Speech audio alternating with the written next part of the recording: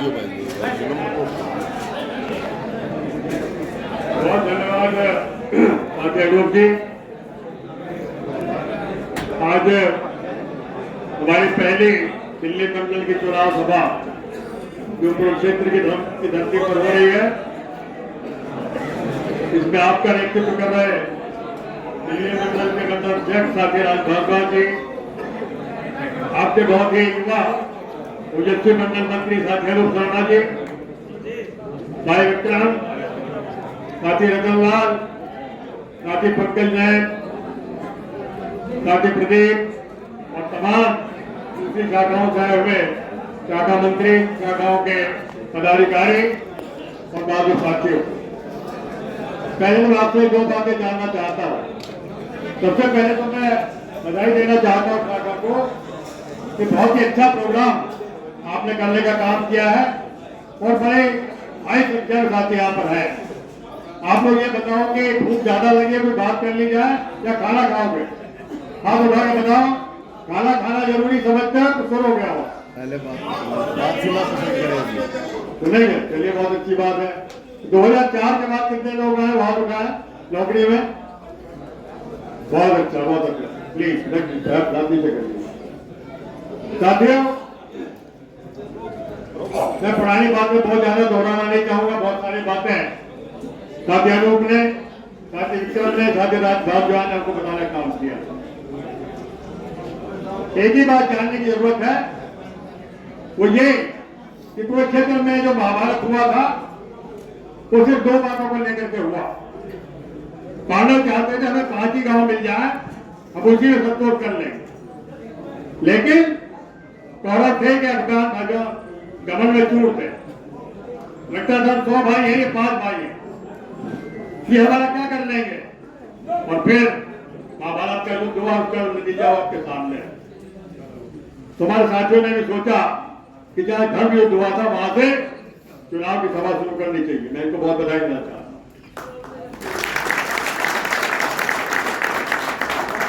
सबसे पहले बात यूपीएस की हो जाए। जब 2004 में सबसे पहले 2003 की नोटिफिकेशन दिसंबर में निकला, वाजपेयी जी की सरकार थी, कहा कि भाई जो पेंशन है दी नहीं जा सकती सरकारी खजाना। नई पेंशन योजना नेशनल पेंशन योजना के नाम पे शुरू कर और ने जारी कर दिया। आपको याद है 2004 में चुनाव हुए, सरकार सत्ता से बाहर हो गई, कांग्रेस लीड, यूपीएस बंद, सत्ता में आ गई। हम साथ सोचते थे सरकार बदल गई है, पुरानी पेंशन योजना बहाल हो जाए। डे 1 से इस बात की आशंका शुरू हुई कि ऐसे शुरू होने वाला है। हमारे तत्कालीन महामंत्री स्वर्गीय जेपी चौबे ने जो विरोध किया, लिखा पढ़े में विरोध करने का काम किया, लेकिन कारण ये था कि उस समय से एनपीएस पर गवर्नर लोग बहुत कम थे। उस समय लोग आए नहीं थे एनपीएस पर, 2-2, 4-4 हजार 500 लोग थे। पता नहीं लग रहा था एनपीएस का क्या होगा। पुरजोर विरोध किया हमने। यूपीए के बाद यूपीए 2 बना, और जब तक यूपीए 2 बना उससे पहले पीएफआरडीए एक्ट नहीं बन पाया था। आज जो पैसा आपका कट रहा था उसका पता नहीं कहा जा रहा। लेकिन आपको याद होना चाहिए 25 नवंबर का महीना 2011 पार्लियामेंट में पीएफआरडीए बिल पेश होने वाला था और फेडरेशन ने लाखों की संख्या में अपने साथियों को इकट्ठा किया और जनता मंच पर पुरजोर विरोध किया। कांग्रेस सरकार से मांग की पीएफआरडीए को बिल को वापस लीजिए, पुरानी पेंशन योजना बहाल करिए।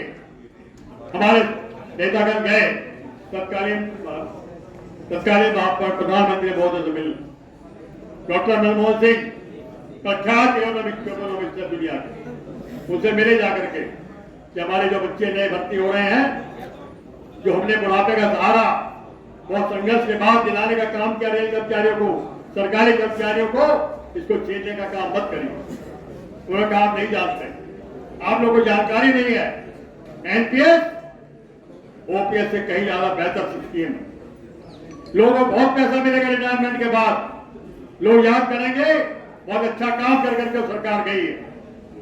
और जब बाद में अभी पीछे लोग रिटायर होना शुरू हुए, जो एनपीएस में गवर्नर थे, किसी को 2000 पेंशन, किसी को 2500 पेंशन, एक ड्राइवर साहब थे उनको 4500 रुपए पेंशन, और प्राइम पेंशन में क्या मिलता था 50% ऑफ द लास्ट पे ड्रॉप, और रनिंग स्टाफ को 55% का उसमें बेनिफिट मिलने का भी काम होता था, 30% का बेनिफिट मिलने का भी काम होता था।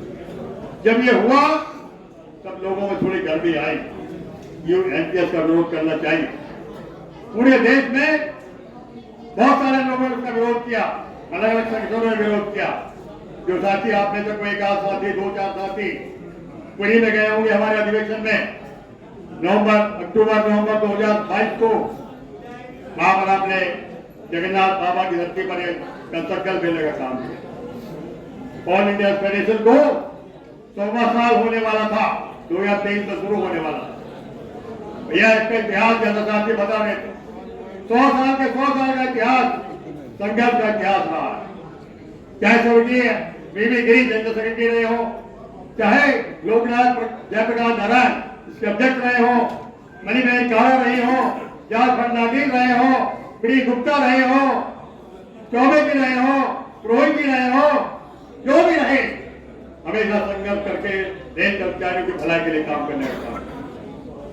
यही संगठन है जो आपका अपना संगठन है, जो आपने खुद बनाया।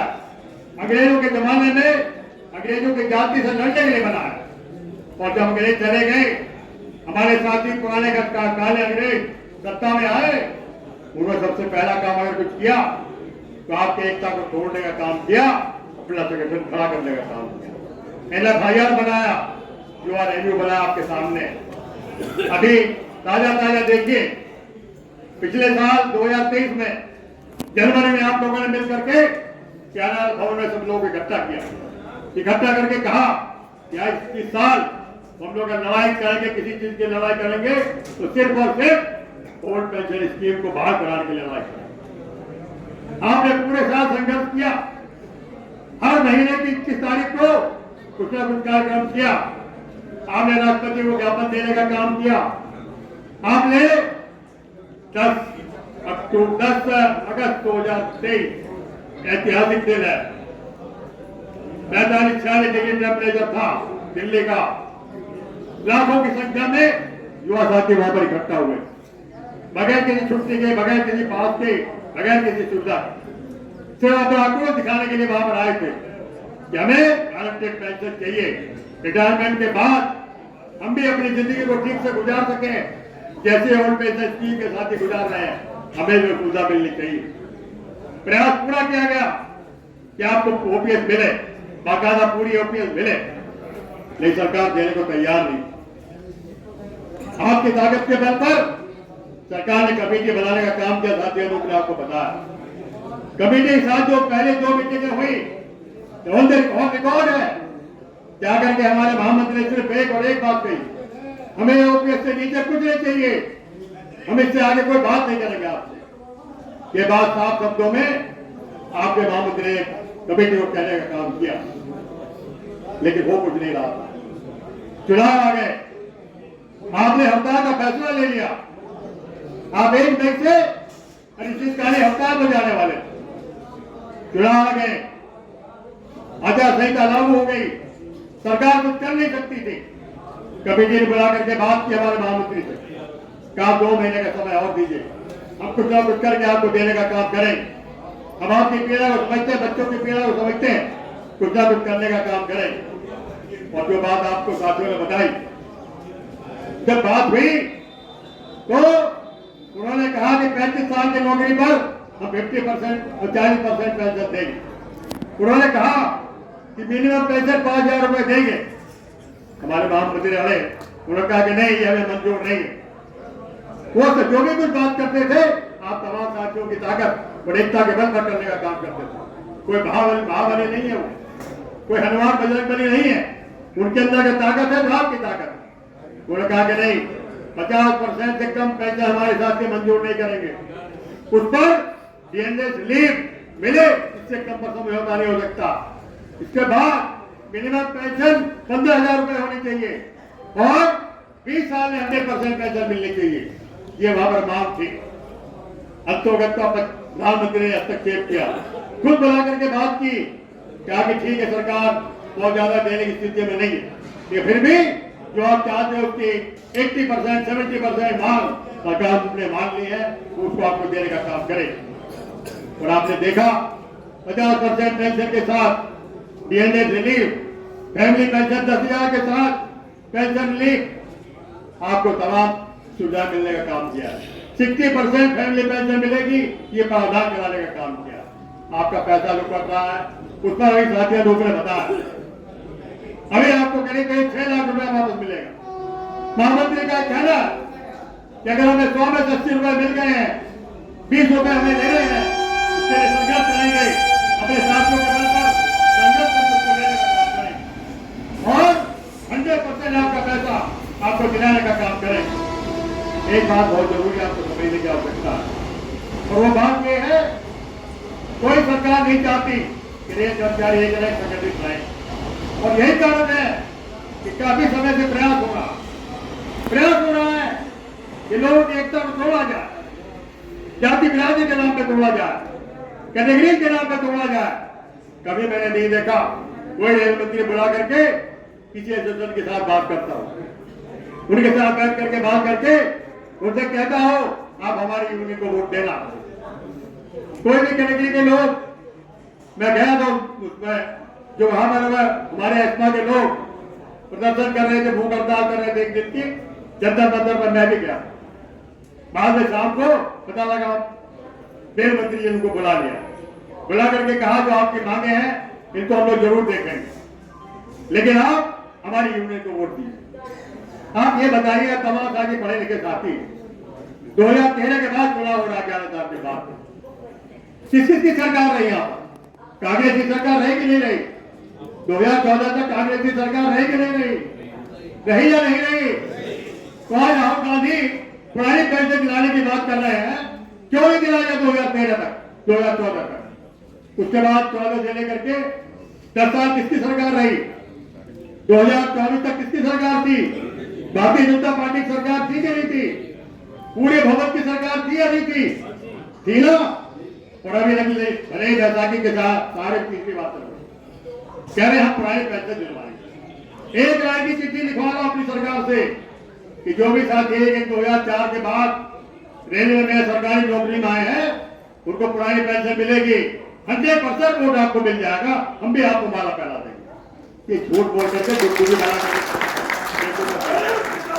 आज राहुल गांधी चाहते हैं वहां पर पावर केबिन को देखने के लिए, आज जाते हैं प्राइम मिनिस्टर से बात करने के लिए, और उनके अपनी यूनियन, उनके अपने संगठन के लोग जब 2000 ये समझौता हुआ प्रधानमंत्री के साथ यूपीएस का, बराबर में खड़े होकर फोटो खिंचवा रहे और कसीदे भी कर रहे हैं, माननीय प्रधानमंत्री जी आप जैसा नेता तो देश में कोई पैदा ही नहीं हुआ। एक सज्जन कह रहे थे इनमें से आपका एक पैर देश में रहता है, दूसरा पैर विदेश में रहता है, आप तो इतने ज्यादा मेहनती थे, बढ़िया आदमी। बाहर आकर के भी स्टेटमेंट किया महामंत्री ने, उनके रघुवंश ने, यूपीएस मिल गया, बहुत अच्छी स्कीम है। ऊपर से डंडा आया, आका होगा क्या क्या बात करनी शुरू कर दी तुमने? हम तो ओपीएस की बात कर रहे हैं, चुनाव में जीतने के लिए ओपीएस की बात कर रहे हैं, तुमने क्या बात कर दी? तुरंत यूटर्न ले लिया कि हम नहीं मानते यूपीएस को। उसके ऑल इंडिया फेडरेशन में ये दम, आपकी अपनी यूनियन, अपना संगठन है, झूठ नहीं बोलेगा, जो कुछ करके आएगा आपको बताने का काम करेगा, जो नहीं होगा उसके लिए बात करने का काम करेगा। जो मिल गया है आने वाले समय में जिंदाबाद दिलाने का काम करेगा, ये वो संगठन है। अभी एनडीसी की बात है, 30% लोगों को 1800 से सीधे 1900 में ले जाने की बात है। समझौता हो गया था, लगभग सहमति बन गई थी रेलवे बोर्ड के साथ, लेकिन जब कोई आगे विचार हो जाता वचन देने के बाद नए आदमी उसको भूल जाता। अभी बात चल रही है तो मैं आपको विश्वास दिलाता हूं, चुनाव खत्म होने दीजिए, जनवरी के महीने में ये जो आपके लंबित मांगे हैं इनको नॉर्दर्न रेलवे मैनेज यूनियन और ऑल इंडिया फेडरेशन हर हालत में दिलवाएगा। आपकी ताकत जिंदाबाद जिंदाबाद जिंदाबाद आवाज दो नॉर्दर्न रेलवे मेंशन जिंदाबाद जिंदाबाद जिंदाबाद नॉर्दर्न रेलवे मेंशन जिंदाबाद जिंदाबाद जिंदाबाद ऑल इंडिया रेलवे फेडरेशन जिंदाबाद जिंदाबाद जिंदाबाद कॉमरेड शिवपाल मिश्रा जिंदाबाद जिंदाबाद जिंदाबाद दिल्ली मंडल जिंदाबाद जिंदाबाद जिंदाबाद कॉमरेड अनूप शर्मा जिंदाबाद जिंदाबाद जिंदाबाद कॉमरेड राजेंद्र भारद्वाज जिंदाबाद जिंदाबाद जिंदाबाद नॉर्दर्न रेलवे मैन यूनियन और ऑल इंडिया फेडरेशन हर कैटेगरी का ध्यान रखने वाला संगठन। मुझे याद है पॉइंट बैंक के साथ क्या जाती होती है और एआईएफ ने चिट्ठी लिखी थी चेयरमैन को। उस समय यादव जी चेयरमैन थे, उनको चिट्ठी लिखी कि जैसे ट्रैक मेंटेनेंस का 4 गेट का स्ट्रक्चर हमने बनवाया है, इसी तरीके से पॉइंट बैंक के लिए भी 4 गेट का स्ट्रक्चर बनाया जाए। ये मांग अगर किसी ने की, आपकी ताकत के बल पर एआईएफ ने की, नॉर्दर्न रेलवे मैच करने का काम ऐसा भी हो चुका है। 4 गेट का स्ट्रक्चर बनेगा, भारी मिस्त्री को गया हुआ है अप्रूवल के लिए। महामंत्री ने 2 बार बात की है पिछले दिनों। मुझे पूरी आशा है कि आपके हो सकता है चुनाव से पहले वो आपके सामने आ जाए मामला, आपको उसका लाभ मिल जाए। आपके जो तमाम और मांगे हैं लिस्ट और हाथी मिलाओ, तमाम साथियों को मिलना चाहिए। मांग है हमारी, बढ़ना चाहिए ये मांग हमारी। जन शक्ति के माध्यम से लोग आगे पदोन्नति का अवसर मिलना चाहिए, ये हमारी मांग है। मैं भी इसका सदस्य हूँ, मीटिंग नहीं हुई काफी दिन से, होने जा रही थी, चुनाव आ गया। चुनाव खत्म होने दीजिए। आपके तमाम ट्रैक में साथियों को 42 का ग्रेड में दिलवाया जाएगा। हमारे एसीएम के साथियों को, हमारे एसीएम के साथी हैं, शायद कोई मालूम नहीं होगा। एमसीएम का अगर किसी ने ग्रेड डिवाइड कराया, स्वर्गीय टीएन वाजपेयी जो हमारे पहले अध्यक्ष मेरे से दो दिन पहले, उन्होंने इसको दिलवाने का काम किया। उन्होंने कहा था कि बहुत सारे हमारे साथी बहुत अच्छे कारीगर है, बढ़िया स्किलफुल आदमी है, लेकिन जेई का इम्तिहान पास नहीं कर पाते। उनको जेई की तरफ प्रमोशन मिलना चाहिए, ग्रेड मिलना चाहिए। सबसे पहले 3% ऑफ द कैडर आपको मास्टर क्लास मैन के पोस्ट मिले। 10% ग्रेड 1 का आपको मास्टर क्लास मैन के पोस्ट मिले। टर्मिनल ग्रेड था, आगे प्रमोशन नहीं होता था, यार हमने लड़ करके उसको खत्म कराया और आज 26% आपका ग्रेड, आपका मास्टर क्लास मैन का वो परसेंटेज है। आने वाले समय में इसको बढ़ा करके 42%, 40% कराने का काम अगर कोई करेगा, आपकी ताकत के बल पर नॉर्दर्न रेलवे मैच यूनियन और एआईएफ कराने का काम करें। हमारे एसएसटी के साथी उनके 27% है। पहले सब रद्दा हो गया था, इनको जेई बना दिया जाएगा, लेकिन नहीं बने आज तक। इस काम को भी कराने का काम आपका फेडरेशन यूनियन करेगा। मैं बहुत ज्यादा समय आपका नहीं लूंगा, मुझे पूरा विश्वास है ये संगठन आपका अपना संगठन। Northern railway match union all India federation ये किसी सरकारी संस्था का संगठन नहीं है, किसी राजनीतिक पार्टी का दफ्तर नहीं है, कोई सलगपुर नहीं है। आपकी ताकत के बल पर काम करता है, संघर्ष करता है, आपके मांगों को मनवाने का काम करता है। जहां का अन्याय होता है संघर्ष करके दूर कराने का काम करता है।